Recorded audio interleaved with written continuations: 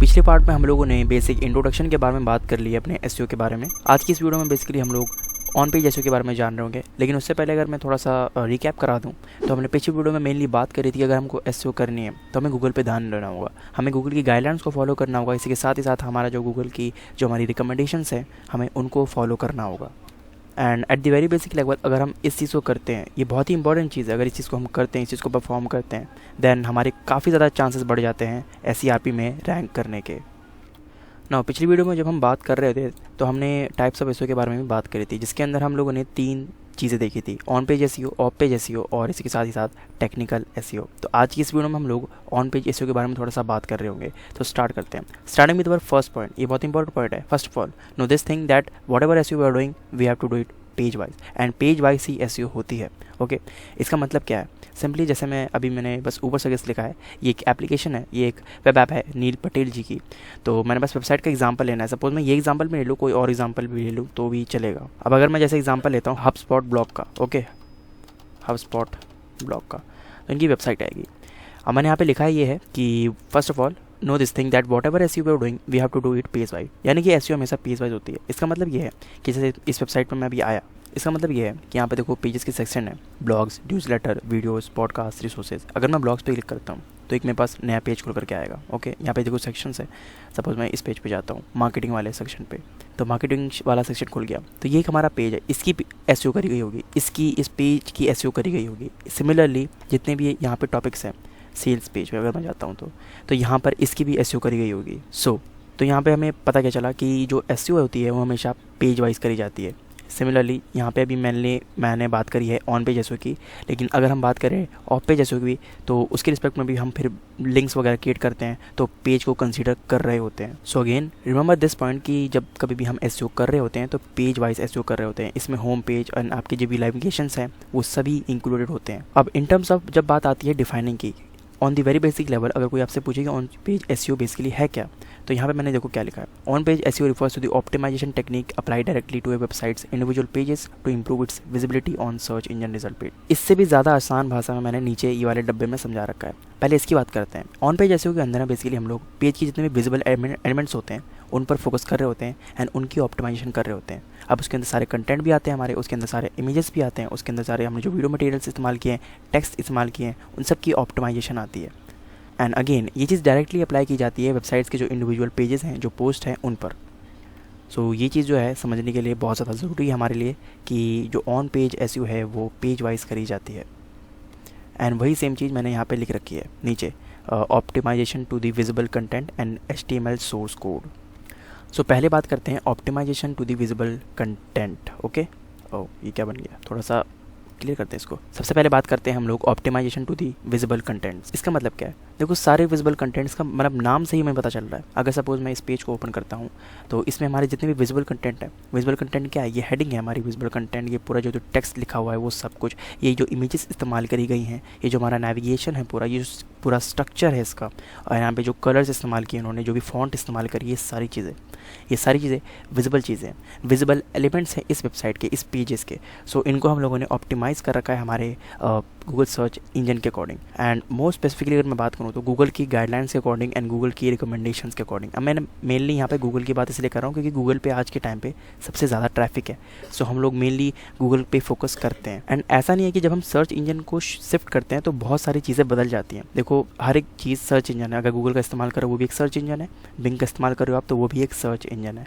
तो अगर आप बेसिकली गूगल के लिए गूगल की गाइडलाइंस को जो फॉलो करते हो, गूगल की रिकमेंडेशंस को जो फॉलो करते हो, तो ऐसा नहीं है कि आप जब दूसरे सर्च इंजन पर जाते हो तो आपको बहुत ही ज़्यादा ड्रामेटिक चेंजेस करने पड़ेंगे, ऐसा कुछ नहीं है। मैं मेनली कई बार बस गूगल बोल देता हूँ बिकॉज मैं गूगल को कंसिडर करता हूँ as a most important search engine to be get considered, because वहाँ पर ट्रैफिक है, वहाँ पर आज यूज़र्स एग्जिस्ट करते हैं। So that is why. तो मैंने यहाँ पे बात करी कि जितने भी हमारे विजिबल एलिमेंट्स हैं, तो यहाँ पर आपको सब कुछ दिख रहा होगा, जो भी दिख सकता है आपको यहाँ पे राइट नाउ। एंड अभी मैं बात करूँगा कि HTML सोर्स कोड ऑप्टिमाइजेशन को मैंने वहाँ पे क्यों लिखा है। तो पहली चीज़ तो ये है ऑन पेज एसईओ की कि अगर कोई बेसिक डेफिनेशन पूछ ले आपसे सपोज, तो आपको क्या बोलना है? जितने भी हमारे विजिबल एलिमेंट्स हैं पेजेस पर, पोस्ट पर, अगर उनकी हम ऑप्टिमाइजेशन करते हैं तो this is the part of on page SEO. On page SEO के अंदर हम बहुत सारी चीज़ें करते हैं, तो इनके अंदर जो जिन चीज़ का ऑप्टिमाइजेशन आता है बेसिकली वो सारे होते हैं हमारे विजिबल कंटेंट्स। दूसरी चीज़ हमारी HTML सोर्स कोड। अब HTML सोर्स कोड का ऑप्टिमाइजेशन मैंने क्यों कहा है, क्योंकि ये चीज़ ऐड करना मेरे लिए बहुत ज़रूरी था। देखो HTML सोर्स कोड इसलिए क्योंकि यहाँ पे देखो स्कीमा की मेनली मैं बात कर रहा हूँ। स्कीमा यहाँ पे मेरे को दिख नहीं रहा है, ठीक है, लेकिन मैं मौजूद है यहाँ पे स्कीमा। अगर मैं आपको दिखाऊँ, जैसे मैं यहाँ पे कंट्रोल यू करता हूँ, अब यहाँ पे इसकी पेज सोर्स कोड में पहुँच गया हूँ जहाँ पर इसकी HTML की पूरी कोडिंग लिखी गई है, ठीक है। तो मैंने कंट्रोल यू दबाया है, आप भी दबा सकते हो। एंड राइट नाउ यहाँ पे मैं क्लिक करके क्लिक नहीं, कंट्रोल F करूँगा। कंट्रोल F करने के बाद अगर मैं यहाँ पे स्कीमा लिखता हूँ तो यहाँ पे देखो स्कीमा इन्होंने ऐड नहीं कर रखा, ओके। तो मैं दूसरी वेबसाइट पे चलता हूँ, सपोज़ मैं इनकी वेबसाइट पे जाता हूँ, ओके। सो यहाँ पे मैं कंट्रोल यू करूँगा एंड उसके बाद कंट्रोल F करके मैं स्कीमा लिखता हूँ, तो इन्होंने देखो स्कीमा ऐड कर रखा है, यूज स्कीमा ग्राफ। तो ये जो है हमारा स्कीमा मार्कअप कोड है। इसके बारे में हम लोग बात करेंगे, ये स्ट्रक्चर डेटा मार्कअप कोड है। इसके बारे में हम आने वाली वीडियोस में इन डेप्थ तरीके से बात करेंगे। ये बहुत ही ज़्यादा इंपॉर्टेंट कंसेप्ट है। सो इस चीज़ की ऑप्टिमाइजेशन भी करी जाती है। तो इस चीज़ की ऑप्टिमाइजेशन देखो HTML कोड में करी जाती है, तो ये हमें कहीं वेबसाइट पर नहीं दिखती अलग से, ठीक है। इसलिए ये चीज़ इंपॉर्टेंट है कि हम लोग HTML से अपने सोर्स कोड जो है हमारा उसकी भी ऑप्टिमाइजेशन करें। अब स्कीमा वगैरह की बात होती है तो होता क्या है, जैसे अब बहुत सारे तरीके आ चुके हैं वेबसाइट्स को डेवलप करने के। आप लोग किसी भी कंटेंट मैनेजमेंट सिस्टम का इस्तेमाल कर सकते हो। सपोज आप वर्डप्रेस में अपनी साइट को डेवलप कर सकते हो, तो वहाँ पे कई सारे प्लगइन्स आते हैं, ओके। जैसे कि मैं आपको दिखा देता हूँ, मतलब जैसे मैंने यहाँ पे लिखा है WordPress plugin to add schema. अब यहाँ पे मैं डालूंगा तो बहुत सारे आ जाएंगे, स्कीमा प्रो, WPDB प्रो। तो इन प्लगइन्स को इंस्टॉल करके आप अपनी साइट पर स्कीमा डायरेक्टली लगा सकते हो। एंड ये जो पार्ट है ये हमारे पूरे ऑन पेज SEO प्रोसेस का पार्ट है, बहुत ही इंपॉर्टेंट पार्ट है, क्योंकि ये चीज़ बहुत बड़े लेवल पर अफेक्ट कर सकती है आपकी वेबसाइट को ट्रैफिक के मामले में। क्योंकि स्कीमा हम लोग बेसिकली इसीलिए लगाते हैं ताकि हम क्रॉलर को और अच्छे ढंग से बता पाएँ कि हमारी जो वेबसाइट है वो किस बारे में है, हमारी वेबसाइट पर कंटेंट किस चीज़ से रिलेटेड है।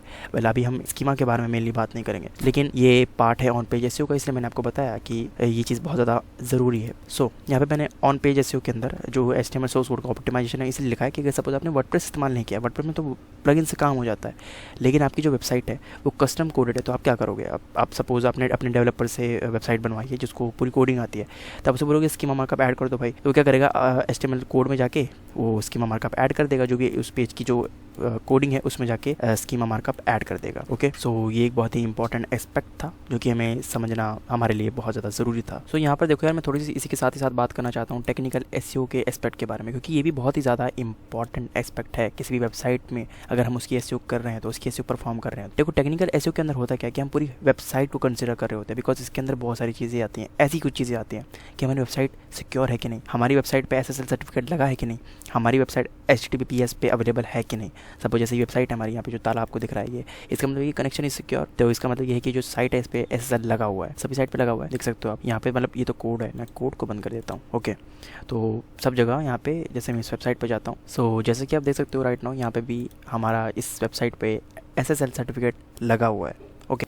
सो यही कुछ एस्पेक्ट्स होते हैं टेक्निकल SEO के अंदर जो कि पूरी वेबसाइट पर लागू होते हैं। हमारी वेबसाइट का जो robots.txt है जो कि हमारे रूट डायरेक्टरी में अवेलेबल होता है, जिसके अंदर हम बता रहे होते हैं अपने क्रॉलर को, अपने सर्च इंजन क्रॉलर को कि कहाँ पे जाना है, कहाँ पे नहीं जाना। तो ये सब पार्ट है हमारा टेक्निकल SEO का। इसके बारे में भी हम इन डिटेल में बात करेंगे आगे आने वाले वीडियोज़ में, आने वाले पार्ट्स में बेसिकली। सो राइट नाउ बहुत ही ज़्यादा एक इंपॉर्टेंट जो चीज़ मैं आपको बता दूं कि technical SEO of page SEO नहीं है, ऑन पेज SEO नहीं है। Of page SEO technical SEO नहीं है, ऑन पेज SEO नहीं है, और on page SEO of page SEO नहीं है, टेक्निकल SEO नहीं। वेल कई बार हम लोग ये देख रहे होते हैं कि टेक्निकल SEO को पार्ट बताया जाता है ऑन पेज SEO का। वेल वो चीज़ भी ठीक है, बट आप ये भी दिमाग में रखो कि जो टेक्निकल SEO है उसके अंदर हम लोग पूरी वेबसाइट को कंसिडरेशन में ले रहे होते हैं। मेनली अगर मोटा मोटी थोड़ा सा मैं बात करूँ तो टेक्निकल SEO के अंदर हम लोग पूरी वेबसाइट को कंसिडर कर रहे होते हैं as a whole. So I hope आपने टेक्निकल SEO के बारे में थोड़ा सा भी जाना होगा। नाउ अब हम लोग थोड़ी सी बात कर लेते हैं अपने ऑन पेज SEO के कुछ फैक्टर्स के बारे में। तो यहाँ पे मैंने कुछ फैक्टर्स लिखे हैं, एक्चुअली बहुत सारे फैक्टर्स लिखे हैं, तो इनको हम डिस्कस करने वाले हैं राइट नाउ। तो ऑन पेज SEO के अंदर जो बेसिक फैक्टर्स हैं, बेसिक मतलब जितने भी फैक्टर्स हैं, मोस्ट इंपॉर्टेंट फैक्टर्स तो मैंने इसमें लिखे ही लिखे हैं, जिनको हम कंसीडर करते हैं जब हम किसी भी पेज का ऑन पेज ऑप्टिमाइजेशन कर रहे होते हैं। सो पहली चीज़ मैंने लिखी टाइटल टैग ऑप्टिमाइजेशन। अब इसके अंदर भी काफ़ी सारी सब चीज़ें आ जाती हैं, इसके अंदर भी काफ़ी सारी मल्टीपल चीज़ें आ जाती हैं कि टाइटल टैग को कैसे हम ऑप्टिमाइज़ कर रहे हैं,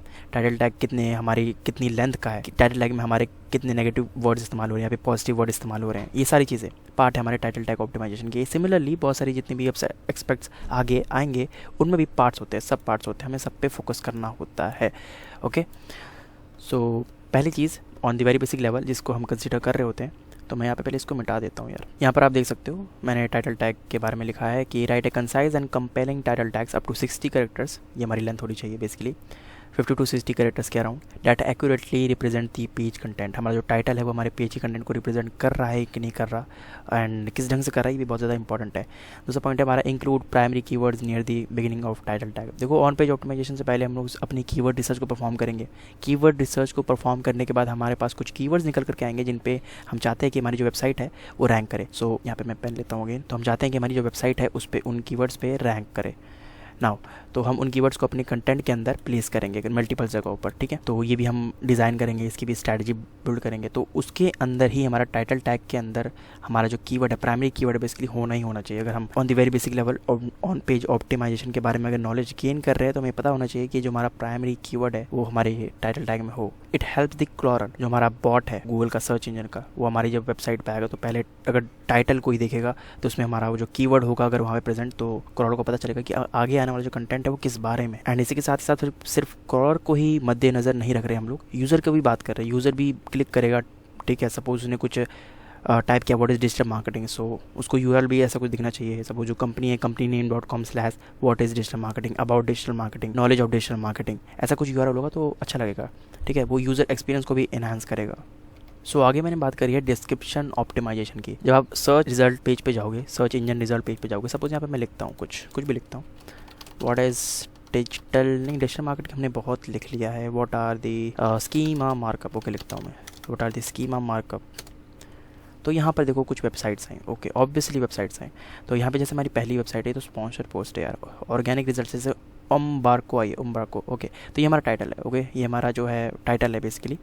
तो इसके बाद चलो इसमें भी नहीं है, ओके यहाँ पे देखो ये हमारा टाइटल है। इसके बाद नीचे यहाँ पे देख सकते हो आप कुछ डिस्क्रिप्शन निकल करके आया है, तो इसे हम कहते हैं बेसिकली मेटा डिस्क्रिप्शन। आगे मैं बात करूँगा कि गूगल इसको ओवररूल कर देता है कई केसेस में। जो हम मेटा डिस्क्रिप्शन को सेट करते हैं वो कई बार क्या करता है गूगल की वेबसाइट के बीच से भी अगर आपने मेटा डिस्क्रिप्शन को सेट किया है फिर भी वो वेबसाइट के बीच से कोई भी कंटेंट उठा लेगा एंड उसको रिप्रेजेंट करेगा, मतलब उसको जो बेस्ट लगता है वो, तो उस कई बार वो भी ओवररूल हो जाता है वेल। लेकिन यहाँ पर देख सकते हो जो कि आप on the very basic level यहाँ पे आपको जो दिख रहा है ये मेटा डिस्क्रिप्शन है। तो इसको भी आपको ऑप्टिमाइज़ करना है अपने कीवर्ड्स के लिए जो कि आपने निकाले हैं अपनी रिसर्च करके, अपनी कॉम्पिटिटर्स की रिसर्च करके, क्योंकि आप बहुत मेहनत करते हो कीवर्ड रिसर्च पे। कीवर्ड रिसर्च करने के बाद आप कीवर्ड गैप्स को देखने के बाद अपने लिए कुछ कीवर्ड्स निकालते हो जिन पे सर्च वैल्यू हम देख रहे होते हो एंड कंपटीशन देख रहे होते हो। तो जो कंपटीशन लो निकल करके आता है, आपका सर्च वॉल्यूम हाई निकल करके आता है, इन सब चीज़ों की एनालिसिस आप करते हो एंड इसके बाद कुछ कीवर्ड्स को रिफाइन करते हो एंड उन कीवर्ड्स की जो प्लेसमेंट है वो बहुत ज़्यादा ज़रूरी है। तो ये एक ऑन पेज एसईओ का पार्ट है जिसके अंदर सेकंड जो चीज़ थी हमारी वो था डिस्क्रिप्शन ऑप्टिमाइजेशन। फिर से मैंने बहुत बड़ा एरो क्रिएट कर दिया, ओके डिस्क्रिप्शन ऑप्टिमाइजेशन ये भी हो गया। अब बात करते हैं आगे हम लोग header tag optimization. Header tag होता है H1 tag, H2 tag, H3, H4, H5, H6, okay. मैं आपको एक एग्जांपल दिखाता हूँ। अब जैसे मैं एक वेबसाइट लेता हूँ, सपोज ये वेबसाइट है। अब इसका जो भी प्राइमरी कीवर्ड होगा इन्होंने पक्का उसको अपने हेडर टैग के अंदर इंक्लूड किया होगा। अब राइट नाउ ये मेरा ब्लॉग का सेक्शन तो नहीं है मेनली, लेकिन मैं किसी ब्लॉग वेबसाइट पे जाता हूँ, सबसे पहले मैं आपको उस पर जाके तब दिखाता हूँ। सपोज मैं यहाँ पे गूगल पे जाता हूँ राइट नाउ, यहाँ पे लिखता हूँ मैं what is SEO by Neil Patel, okay. तो यहाँ पे इन्होंने एक्सप्लेन किया होगा व्हाट इज़ एसईओ के ऊपर पूरा आर्टिकल लिखा है राइट नाउ, ओके। तो मैं यहाँ पे राइट क्लिक करके इंस्पेक्ट करता हूँ। इंस्पेक्ट करके मैं यहाँ पे जाता हूँ, ये देखो ये तो पहले हाँ यहाँ पे जाता हूँ मैं। अब इसको मैं ऐसे करूँगा, इस पर क्लिक करूँगा, देखो यहाँ पे H1 है, H1 टैग है हमारा, ये H1 टैग है। इसमें इन्होंने इस अपने टाइटल को डाल रखा है what is SEO your complete step by step guide, okay. तो इन्होंने इस चीज़ को अपने H1 के अंदर इंक्लूड किया है एंड इसके बारे में मैंने अभी यहाँ पे इस पॉइंट के अंदर बात करी है। हेडर टैग के अंदर भी हमारे कीवर्ड्स को हम इंक्लूड कर जब हम ऑन पेज ऑप्टिमाइजेशन कर रहे होते हैं, this is very important thing. और इसके साथ साथ आपको मैं कैच बताता हूँ, एक पेज पे अगर आप एक H1 रखोगे तो ये बहुत अच्छी चीज़ है, एक ही H1 होना चाहिए, इट इज़ रिकमेंडेड। शायद इन्होंने भी यही किया हो, ओके। हाँ तो यहाँ पे H1 आप इन्होंने भी मुझे लग रहा है H1 एक ही रखा है, बाकी सब फिर उसके अंदर जाते हैं चीज़ें, H2 में आती हैं, फिर H3 में आती हैं, H4। इससे क्या होता है कि एक स्ट्रक्चर बिल्ड होता है जिसको क्रॉलर बहुत ही बेहतर ढंग से समझ पाता है। होता क्या है, आपने H1 लिख दिया, H1 के बाद आपने H2 जब किया तो कुछ ऐसा स्ट्रक्चर बनता है, फिर H3 करते हो तो इसके अंदर बहुत सारी चीज़ें आ जाती हैं, बहुत सारे H3 के कंपोनेंट्स आ जाते हैं। H3 के अंदर कुछ सब टॉपिक आपने एक्सप्लेन किया है तो उसके अंदर फिर ये स्ट्रक्चर बनता है। अगर रिकमेंडेड है तो आपको करना चाहिए प्रैक्टिस, एक अच्छी प्रैक्टिस है, एक अच्छी एसईओ प्रैक्टिस है। सो इस चीज़ को ध्यान में रखना कि एक पेज पे आप ये कंसिडर करो कि यार मैं एक ही H1 का इस्तेमाल करूँगा जिसके अंदर मैं अपनी प्राइमरी कीवर्ड को अगर हो सकता है तो इंक्लूड करूँगा। ये बहुत ही अच्छी चीज़ है, इसको अगेन मैं मिटाता हूँ। अब उसके बाद मैंने बात करी है इमेज ऑप्टिमाइजेशन की। अब इतना बड़ा पढ़ के मैं आपका टाइम वेस्ट नहीं करूँगा, बहुत ही सिंपल वर्ड्स में इस चीज़ को एक्सप्लेन कर दूँगा। इमेज ऑप्टिमाइजेशन क्या आता है कि आपकी इमेज की साइज़ क्या है, आपकी इमेज की फॉर्मेट क्या है। देखो मेनली रिकमेंड करते हैं कि WPP फॉर्मेट में आप अपलोड करो, जितना हो सके इमेज की जो साइज़ है वो कंप्रेस्ड रखो, ओके। ये चीज़ हेल्प करेगी, आपकी पेज लोडिंग स्पीड को भी अफेक्ट करती है ये चीज़ें। तो ये भी पार्ट है हमारा ऑन पेज ऑप्टिमाइजेशन का। एंड इसी के साथ इमेज ऑप्टिमाइजेशन इसलिए भी ज़रूरी है क्योंकि हो सकता है आपका ट्रैफिक जो वो इमेज के जरिए भी आए। जैसे मैंने यहाँ पे लिखा था व्हाट इज स्कीमा मार्कअप, तो अगर मैं इमेजेस सेक्शन में जाता तो यहाँ पे सपोज मेरे को बहुत सारी चीज़ें दिख रही हैं, अगर जिन्होंने अपने ब्लॉग में हो सकता है ये चीज़ें इंक्लूड कर रखी हों। जैसे मैं ये इमेज खोलता हूँ तो इस इमेज के जरिए मेरे को जाना, मैंने ये इमेज देखी, मुझे बहुत मतलब मुझे लगा कि इसमें कुछ नॉलेज अवेलेबल है, तो मैं यहाँ पे विजिट कर सकता हूँ। तो मैं उस ब्लॉग पे पहुँच जाऊँ। तो मैं पहुँच चुका हूँ समरश के ब्लॉग पे, जहाँ पे इन्होंने एक्सप्लेन किया what is schema dot O, यहाँ पे पूरा इन्होंने कंटेंट लिखा है। So this is also a part of on page optimization. इसके अंदर मेनली इन्होंने क्या किया होगा, ऑल टेक्स्ट तो डाला ही डाला होगा, जिसके अंदर बेसिकली नॉलेज होती है। ऑल टेक्स्ट के अंदर हम लोग क्या करते हैं, बेसिकली जो इमेज होती है हमारी उसकी इन्फॉर्मेशन को प्रोवाइड कराते हैं। जो भी हमारी इमेज होती है उसके ऑल टेक्स्ट के अंदर हम लोग इमेज की जो इन्फॉर्मेशन है उसको प्रोवाइड कराते हैं। सो वर्डप्रेस में हो तो वो तो ईजिली हो जाती है, एंड उसमें भी ईजिली हो जाती है अगर कस्टम कोडेड आपकी वेबसाइट है तो भी। एट्रीब्यूट्स आपके बारे में थोड़ा बहुत आपको पता होना चाहिए बस, और कुछ नहीं। उसके बाद मैंने बात करी है इंटरनल लिंकिंग की। इंटरनल लिंकिंग मतलब कंटेंट्स के बीच में अपनी वेबसाइट के जो कुछ पेजेस हैं, अदर पेजेस हैं, उनका लिंक देना। जैसे कि मैं इनके ब्लॉग पे आ जाता हूँ, समरश का जो ब्लॉग है हमारा, ये हमारा कंटेंट है, ये स्टार्ट हुआ। ओके, अब कहीं ना कहीं इन्होंने अपनी देखो यहाँ पे Google understands 32 types of schema. अब इसमें मैं क्लिक करूँगा तो इन्हीं का हो सकता है, इन्हीं का समरश का जो है नहीं, यहाँ पे मैं तो गूगल की डॉक्यूमेंटेशन पे पहुँच गया। तो ये तो एक्सटर्नल लिंक है। तो यहाँ पर जैसे नॉलेज ग्राफ पैनल पर क्लिक करता हूँ तो इन्हीं के मैं वेबसाइट के दूसरे पेज पर मैं पहुँच गया। तो ये है इंटरनल लिंकिंग। एंड अभी मैं जैसे गूगल पर पहुँचा था तो वो काइंड ऑफ थी, उसे कहते हैं हम external linking. So I hope आप इस चीज़ को समझे होंगे। तो मेनली इंटरनल लिंकिंग का फ़ायदा हो जाता है भाई कि अगर ट्रैफिक आपका इस पर आया तो हो सकता है अदर पेजेस पे भी चला जाए। वो ये भी बहुत ही ज़्यादा एक इंपॉर्टेंट एस्पेक्ट है हमारा ऑन पेज एसईओ का। नाउ अगला चीज़ जो हमने लिखी है वही डेप्थ ऑफ कंटेंट। आपकी डेप्थ ऑफ कंटेंट भी मैटर करती है। कब मैटर करती है, सपोज आप जब कंपनी कंपटीटर की रिसर्च को परफॉर्म कर, डेप्थ ऑफ कंटेंट। सो अगला है हमारा डेप्थ ऑफ कंटेंट। इसके अंदर बेसिकली बात होती है कि जब आप अपने कंपटीटर्स की रिसर्च करते हो तो कुछ पेजेस निकल करके आते हैं जिन पे वो रैंक कर रहे होते हैं। आप भी चाहते हो कि उन पेजेस पे आप भी रैंक करो, तो आप क्या करोगे, उन कीवर्ड्स को पकड़ोगे, उन टॉपिक्स को पकड़ोगे एंड उसके ऊपर अपना भी कंटेंट लिखोगे।